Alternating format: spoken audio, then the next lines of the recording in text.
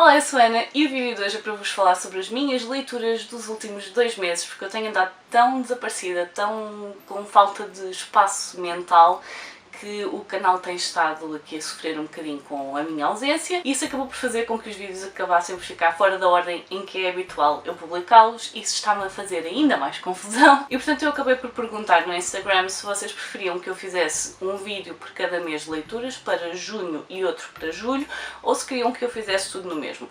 E vocês votaram, a maioria votou que queria os 2 meses no mesmo vídeo e portanto aqui estou eu para vos falar sobre 11 livros. Tecnicamente até vou falar sobre 12, mas um deles vai ser assim muito raspão porque eu ainda o estou a ler. E portanto eu vou passar a falar-vos um bocadinho sobre as minhas leituras do mês de junho. O primeiro livro que eu li em junho foi Flowers for Algernon, de Daniel Keyes. Foi um livro que eu comecei a ler com a Daily My Essays e que é extremamente interessante. Este livro vai ser um dos meus favoritos do ano, garantidamente, da vida, quiçá.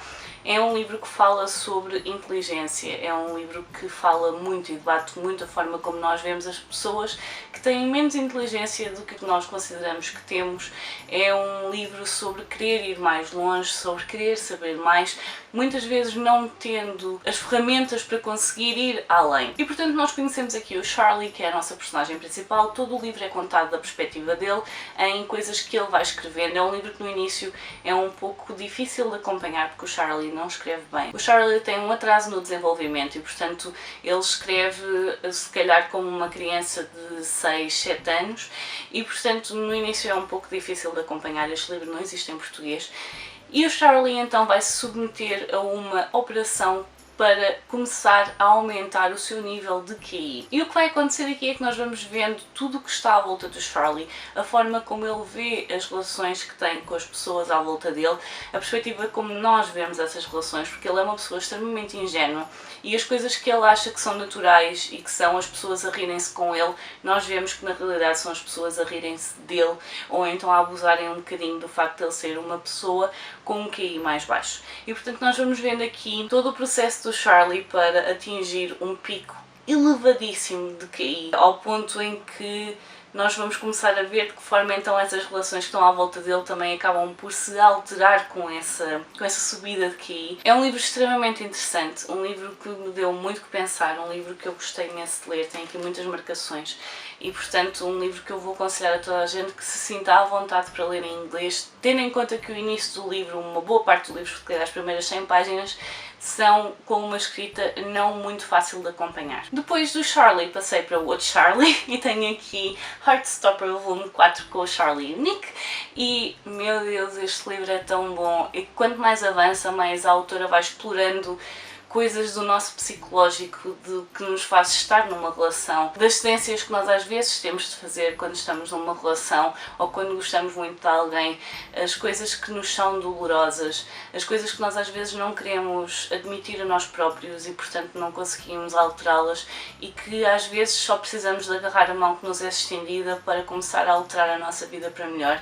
A autora aqui vai debater muito sobre problemas psicológicos e é lindíssimo a vontade que eu tive de bater no irmão do Nick. Tanta vontade. Ele é só odioso, vamos só deixar. Enfim. Vamos avançar. Este livro é lindo, que ainda não começou a ler Heartstopper, por amor de Deus, vão. A Cultura Editora neste momento já tem os 2 primeiros volumes traduzidos e supostamente vão traduzir o terceiro ainda em setembro, outubro, e portanto, por amor de Deus, leiam esta história, é só linda, linda, linda, linda e dá apertos no coração e é fantástico.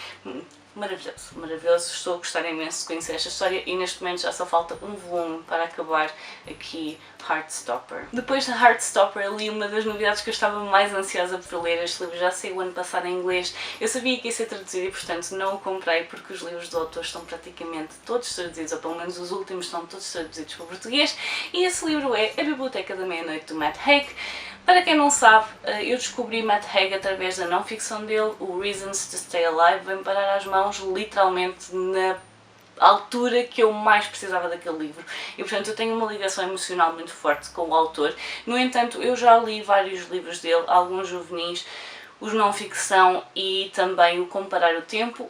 como contador de histórias não é o melhor autor, não é alguém que está habituado a contar histórias. Portanto, ele na não ficção eu acho que é fantástico. Como contador de histórias ainda está a encontrar o caminho dele. E tenho a dizer que do Como Parar o Tempo para a Biblioteca da Meia-Noite há uma evolução enorme no autor. Eu gostei imenso. Há certas coisas que este livro já não me traz novidade. Para começar, porque o autor tem padrões naquilo que escreve. Ele escreve sobre ansiedade, depressão e todas as coisas que estão relacionadas com isso e que acabam por afetar a nossa vida, e portanto são temas recorrentes, e ler livros dele, se lerem todos seguidos, vão começar a cansar-se provavelmente. No entanto, são fantásticos, e este livro debate muito os se's, todas aquelas coisas que uma pessoa ansiosa tem tendência a pensar: se eu tivesse feito isto desta forma, se eu tivesse estudado aquilo, se eu tivesse continuado com aquela pessoa, se eu tivesse tomado um caminho diferente. E portanto, na Biblioteca da Meia-Noite nós vamos seguir a Nora, que está tão cansada do rumo que a vida dela tomou que decide pôr termo à própria vida. Só que ela não morre, vai parar à Biblioteca da Meia-Noite, onde vai ter acesso a praticamente todas as ramificações da vida dela, e portanto todos os se's ela o pode explorar. Enquanto quiser, os se's estão ali para ela explorar. E portanto nós vamos ver várias das possibilidades de situações em que ela, se tivesse tomado um caminho diferente, as coisas seriam diferentes. E a questão aqui é: nós pensamos muitas vezes em todos os se's, todas as ramificações, todas as coisas que nós podíamos ter feito de forma diferente, mas será que isso seria melhor para nós? Porque muitas vezes nós ficamos a pensar naquilo que podia ter sido, mas se nós tivéssemos tomado uma decisão diferente, será que ia ser efetivamente a melhor decisão para nós? Será que íamos ser mais felizes por isso? No fundo é isso que este livro debate. Eu acho que está muito bem feito, acho que o autor está a evoluir muito, fico extremamente ansiosa para ler os próximos livros de ficção dele, porque ele está mesmo a evoluir como autor e eu estou a gostar imenso de ver. E enquanto este livro para mim não me trouxe nada de novo, porque eu já aprendi a lidar com os meus se's, a verdade é que há muita gente a precisar de ler este livro e portanto é uma excelente opção. Há uns anos atrás eu li o The Gentleman's Guide to Vice and Virtue, da Mackenzie Lee, e depois saiu o livro seguinte e eu durante muito tempo não lhe consegui pôr as mãos no formato que eu queria, e quando finalmente consegui, passou aqui uns meses em casa sem eu conseguir ler. No entanto, já resolvi o problema e está lido, que é The Lady's Guide to Petticoats and Piracy. E este volume segue a Felicity, que é a irmã do Monty, que aparece então no primeiro livro, é a personagem principal do primeiro livro, e a Felicity é alguém, uma mulher no século XVIII, no século XVIII, que quer ser médica, numa altura em que a medicina estava mais que vedada a mulheres. É que nem sequer enfermeiras elas eram. Uma mulher nesta altura o máximo que podia fazer era, no fundo, aqueles curativos que as pessoas das aldeias tinham sempre alguém, uma curandeira, portanto pouco mais do que isso era permitido às mulheres. E portanto nós temos a Felicity a tentar conseguir que alguém lhe ensine as coisas que ela quer, porque ela está farta de aprender apenas pelos livros, e ela sabe muito, ela sabe mesmo muito, mas apenas pelos livros. E portanto ela está a tentar encontrar alguém que lhe dê uma bébia pelo facto de ela ser mulher e que lhe ensine a medicina que ela quer e que lhe mostre mais do que aquilo que os livros dizem. E nós temos então aqui um livro que debate muito feminismo, o papel da mulher na sociedade, maioritariamente então no século XVIII. A autora escreve muito bem sobre o papel histórico das personagens, tanto que no primeiro livro nós temos a questão de homossexualidade, bissexualidade, racismo, doenças que ainda estavam um pouco conhecidas como a epilepsia. Neste aqui nós vamos acompanhar então uma mulher que está a tentar quebrar os padrões que lhe são impostos, e é muito interessante, extremamente irritante. A Mackenzie Lee, a forma como ela escreve é extremamente irritante, porque nós já avançámos, felizmente, e ainda não avançámos o suficiente, mas já avançámos o suficiente para olharmos para isto e nos irritar profundamente, porque as situações que aconteciam na época eram simplesmente, eu vou dizer frustrantes para não dizer outra coisa, porque eu até diria que é curioso estar a passar uma ambulância quando eu estou a falar de uma mulher a tentar entrar em medicina, mas nesta zona é extremamente habitual ouvir ambulâncias a passar. E portanto é um livro que eu gostei imenso. Estou muito ansiosa também pelo terceiro, porque nós vamos conhecer Finalmente, o irmão mais novo deles, que era um bebê no primeiro livro, portanto vão-se passar 18 anos entre o primeiro livro e o último livro, que é o último irmão dos Montag Siblings, porque era suposto ser um livro, depois passaram a 2, depois passou a trilogia. Portanto, nós vamos conhecer o último irmão. Vai sair em novembro, se não me engano. Eu estou ansiosa para lhe meter as mãos em cima, porque eu gosto muito da maneira como a Mackenzie Lee escreve. Extremamente irritante, mas porque historicamente está correto. O próximo livro no mês de junho foi um livro que eu li para o Clube de Leitura e, portanto, tenho aqui Cidades do Sol, de Paulo Moura, em busca de utopias nas grandes metrópoles da Ásia. Foi um livro que eu achei extremamente interessante de ler, mais uma vez, todo marcado. O autor viajou por algumas cidades asiáticas que estão em franca ascensão.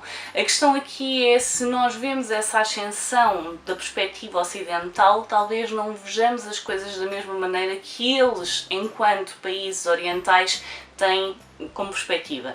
Eu acho muito curioso que ele está a tentar encontrar aqui como é a nova classe média dentro destas cidades asiáticas, e a verdade é, para ele conseguir perceber o que é classe média, acaba por ter de recorrer a pessoas que são estudiosas fora, muitas vezes, da área da sociologia, para conseguir perceber efetivamente como é a nova classe média, porque as pessoas que estão nessa nova classe média também muitas vezes não têm percepção de terem esse privilégio. E portanto nós vamos aqui passando por várias cidades asiáticas, eu posso vos dizer quais são, e ele vai então falando com várias pessoas, vai vendo também, vai conseguindo usufruir das viagens para conseguir ter essa perspectiva, falando com pessoas comuns, mas também então com pessoas que têm essa perspectiva.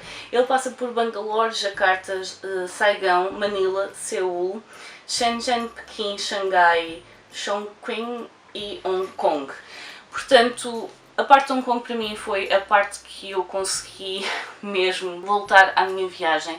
Houve certas coisas que ele descreveu que eu consegui rever completamente.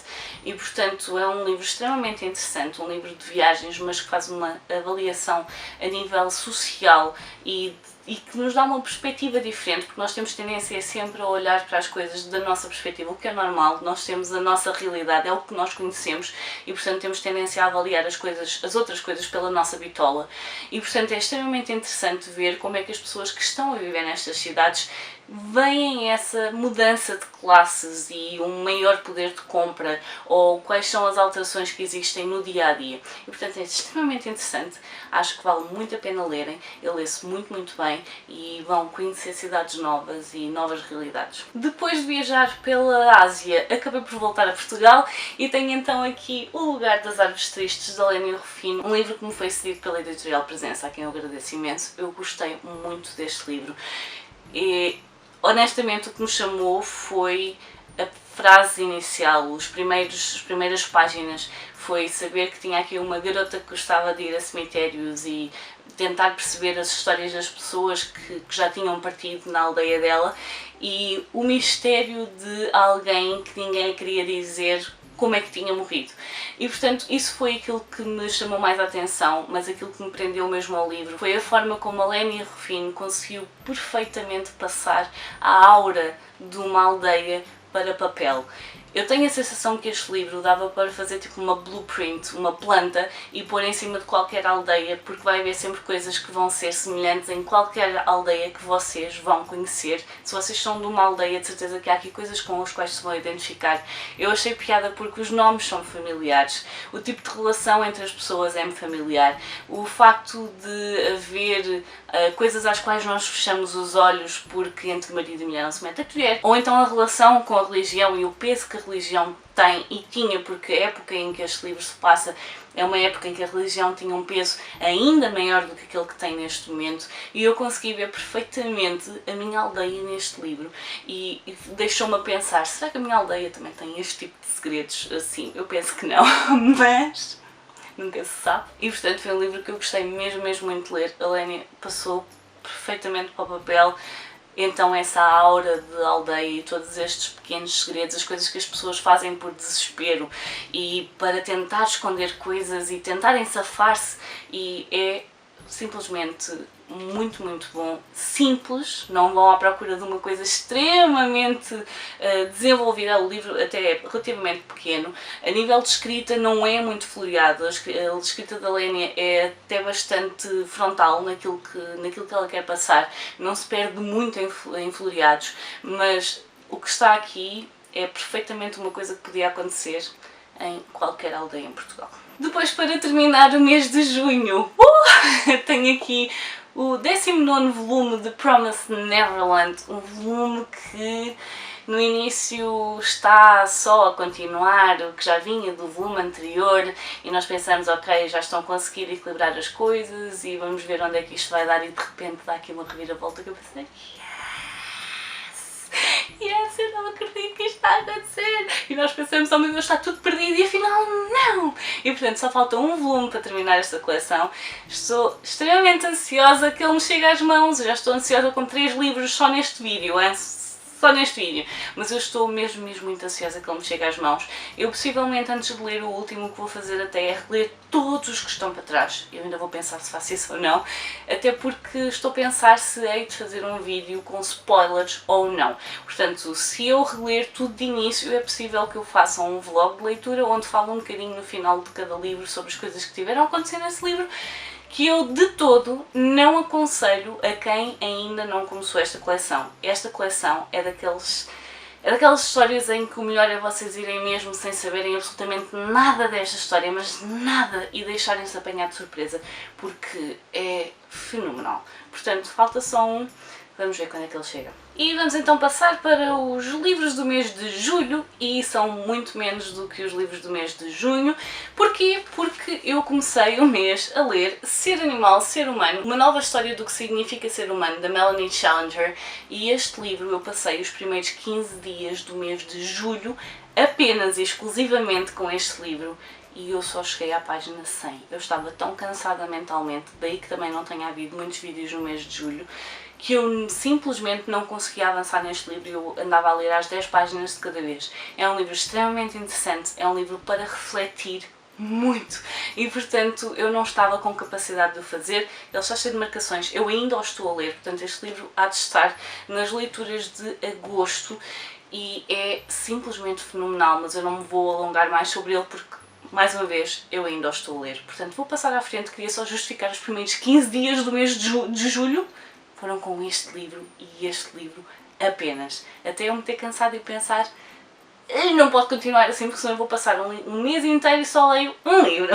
E portanto, passei para os seguintes que eu vos vou mostrar. E sinceramente eu não podia ter escolhido melhor o livro que escolhi para fazer a pausa do Ser Humano, Ser Animal, porque vai ser definitivamente um dos favoritos do ano, definitivamente um dos favoritos da minha vida, porque é lindíssimo. E esse livro é The House in the Cerulean Sea, do T.J. Klune.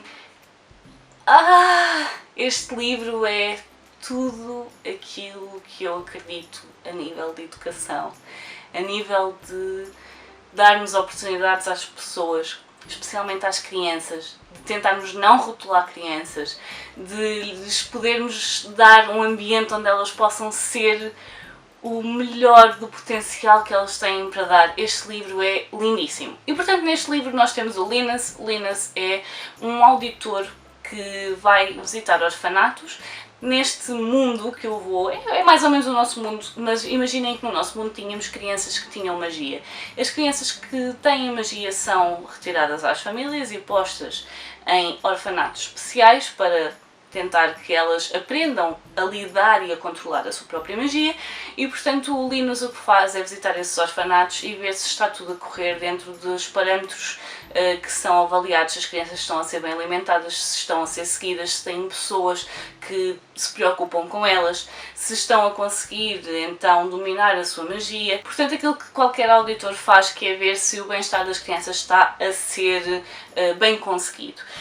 E ele acaba por ser escolhido para ir auditar um orfanato do qual ninguém ouviu falar, não há registros, tudo é top secret, e quando ele chega lá, ele começa a descobrir coisas que eu lembro-me quando ele abriu a pasta da primeira criança, assim que ele leu o nome e começa a pensar, isto não é um nome de menino, eu comecei-me a rir, mas a rir-me desalmadamente, porque eu percebi logo o que é que vinha aí à frente. Este livro é lindíssimo, é um livro sobre aceitação, um livro sobre irmos contra os preconceitos. Temos um preconceito muito grande da comunidade, no fundo, que está mais próxima do orfanato. E temos preconceito de todos, na realidade, é ver, se vês qualquer coisa, reporta o que vês. Quer dizer, se vocês virem alguém fazer magia, têm de reportar que essa pessoa estava a fazer magia, por exemplo, ou o que quer que estivesse a fazer. E, portanto, temos aqui muito sobre preconceito, muito sobre autoaceitação, sobre nós lutarmos contra o nosso próprio preconceito quando achamos que não temos. E é lindíssimo a forma como ele aborda educação. É a forma como eu vejo educação. Este livro deixou-me com tantas saudades de ter... Este livro deixou-me mesmo com muitas saudades de trabalhar na área, que é uma coisa que eu geralmente só tenho saudades mesmo por causa das crianças, não pela parte toda burocrática, mas deixou-me mesmo com muitas saudades de trabalhar com crianças, porque esta é a minha abordagem, é lindíssimo, pronto, é basicamente isso. Este livro é lindíssimo, vai ser um favorito, é um favorito da vida porque é lindíssimo. Portanto, se ainda não conhecem, The House in the Cerulean Sea. E agora quero ler tudo do autor.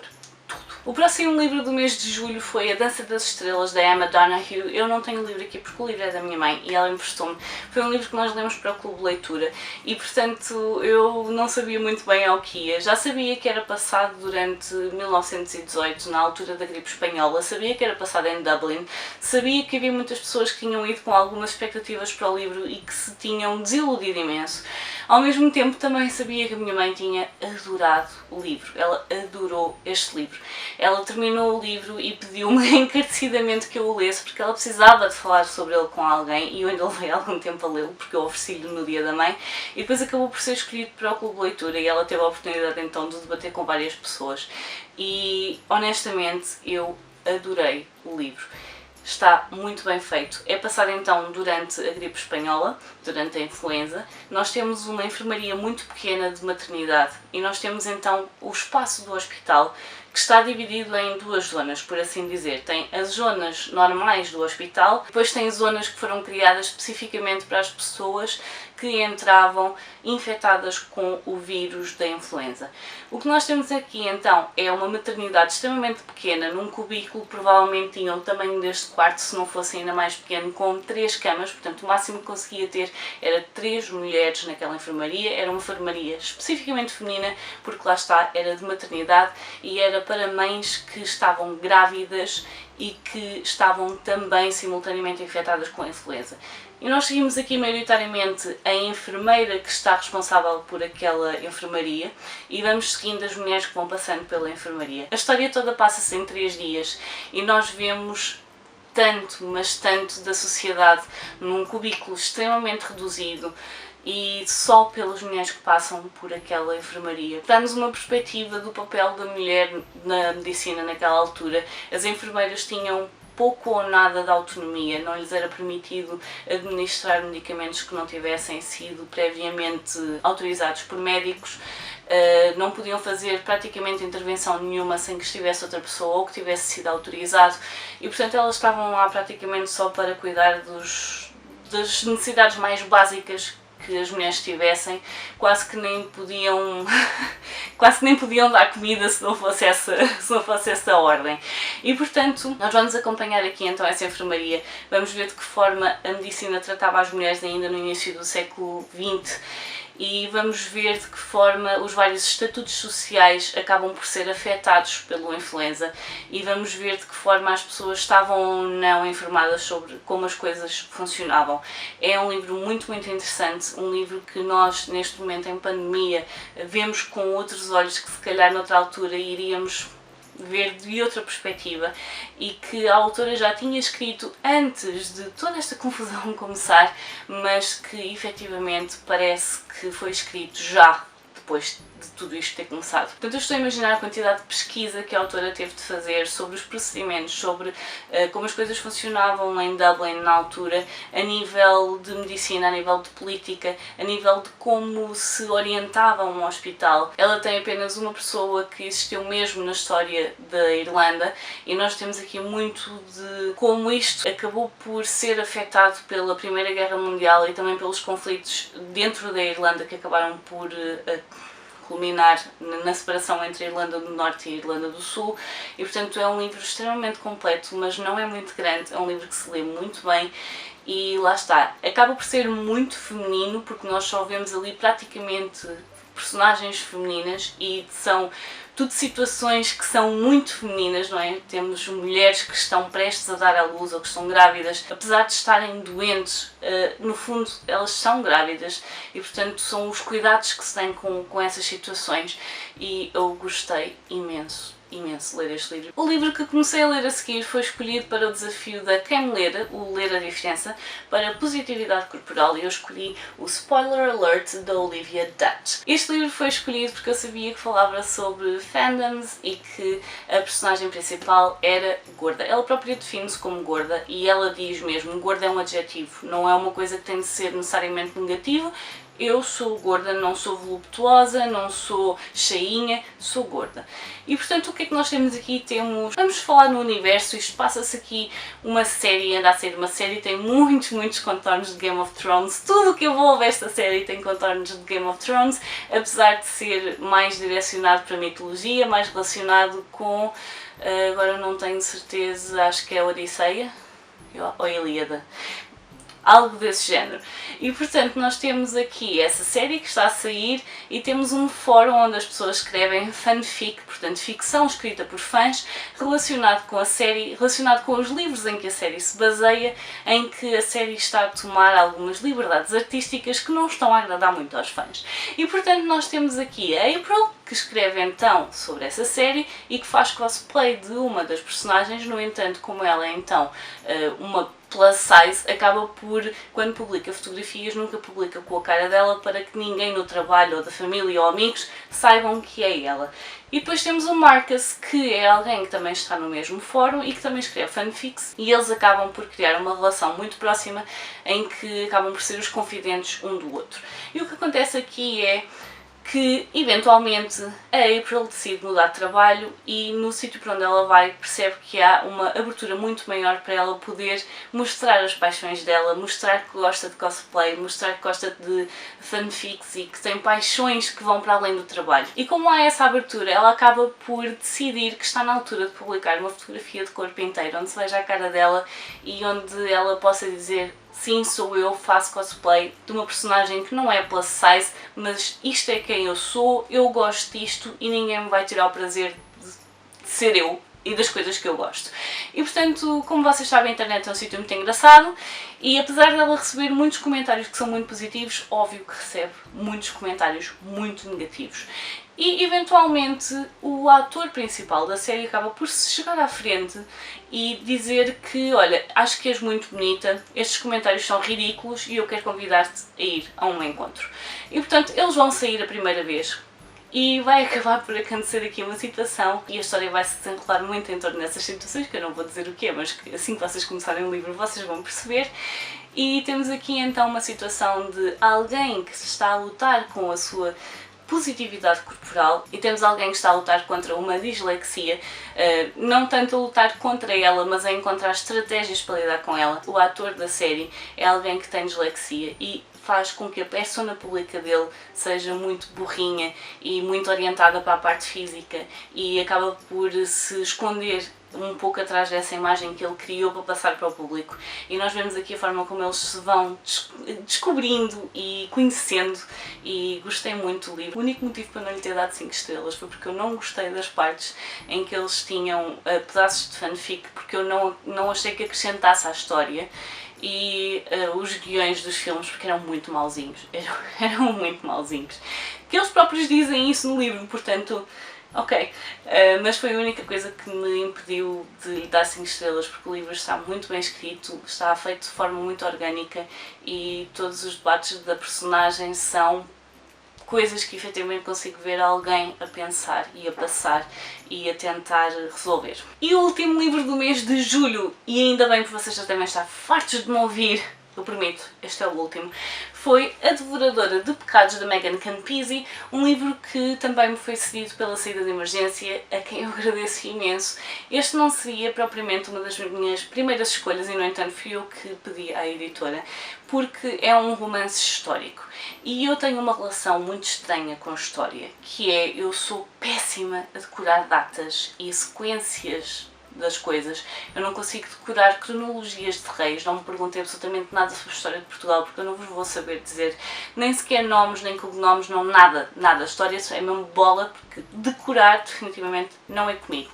E, no entanto, este livro chamou-me, tem aqui um toque de fantasia, mas não é fantasia. Basicamente, a autora pegou numa situação que existia muito no Reino Unido, muito em Inglaterra e que, se não me engano, foi usada até século XIX, que era quando havia um velório, vinha alguém comer e beber algo para libertar a alma da pessoa que tinha morrido dos seus pecados terrenos. E, portanto, o que a autora acaba por fazer aqui, que acaba por ser fantasioso, é que aquilo que se fazia era comer pão e beber vinho, se não me engano, muito à semelhança da última ceia de Jesus Cristo, e o que a autora faz aqui é criar uma lista de elementos, de alimentos ou de preparações de alimentos por cada um dos pecados. E, portanto, nós temos aqui uma criança do alto dos seus 14 anos que acha que já é adulta e que provavelmente na época já deveria ser, e que ao longo do livro foi acabando por tentar encaixar numa época.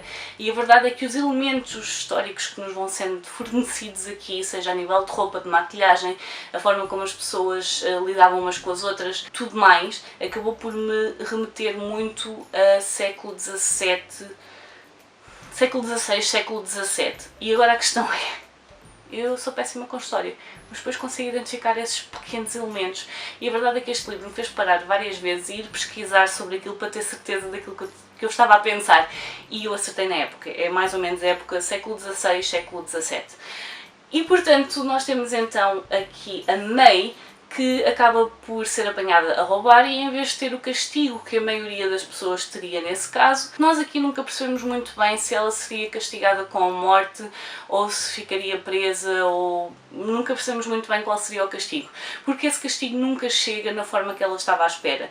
E a May, no fundo, acaba por ser obrigada a tornar-se uma devoradora de pecados. Geralmente só há uma devoradora de pecados, no entanto nunca há uma altura em que não haja nenhuma, portanto vai haver sempre alguém que vai aprender com a anterior para depois, mais tarde, vir a fazer esse trabalho.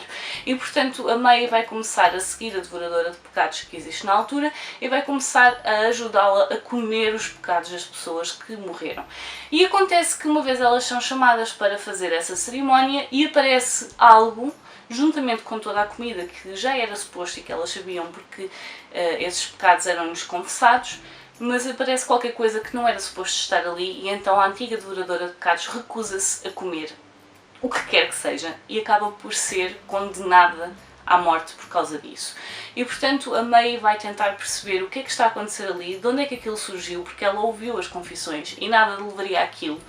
E ela também não consegue perceber muito bem que alimento é aquele, a que pecado é que ele se refere, e portanto ela vai tentar perceber porque é que a devoradora de pecados antiga acabou por ser condenada à morte só por se ter recusado a comer algo. E portanto isto é um romance histórico com um quê de mistério e nós vamos seguir a May. É extremamente interessante, eu gostei imenso de ler este livro. Eu durante dias não me calava, as pessoas já deviam andar fartas de me ouvir falar sobre este livro, sobre os elementos do livro, as coisas que estavam a acontecer, e a única coisa que eu tenho a apontar é que o final acaba por ser um pouco apressado. Fiquei com pena porque eu estava a gostar mesmo muito do livro. Este livro tem tudo para ser 5 estrelas, no entanto o final, lá está, acaba por ir baixar aqui um bocadinho a avaliação. Gostei imenso, gostei muito de conhecer mais sobre esta época, sobre as coisas que se faziam na altura, sobre as crenças que havia, e achei extremamente interessante que a autora tivesse tomado esta liberdade então de associar cada pecado a um alimento ou uma preparação de alimento específicos. E portanto, eventualmente vai haver aqui uma sugestão de leitura para ele, vocês já sabem. E portanto, agora que vocês estão fartos de me ouvir, porque vocês quiseram 2 vídeos no mesmo vídeo, Então levaram comigo. Estes são então os livros que eu li em junho e julho e que eu gostei imenso. Estão aqui livros tão bons. Digam-me nos comentários se vocês já leram algum destes livros, se ficaram curiosos com algum deles. Há aqui muitos que eu quero fazer sugestão de leitura, mas eu ando a gravar tão pouco que isso está tudo atrasado. E portanto deixem-me tudo nos comentários. Eu por hoje vou ficar por aqui. Adeus e até à próxima. Tchau!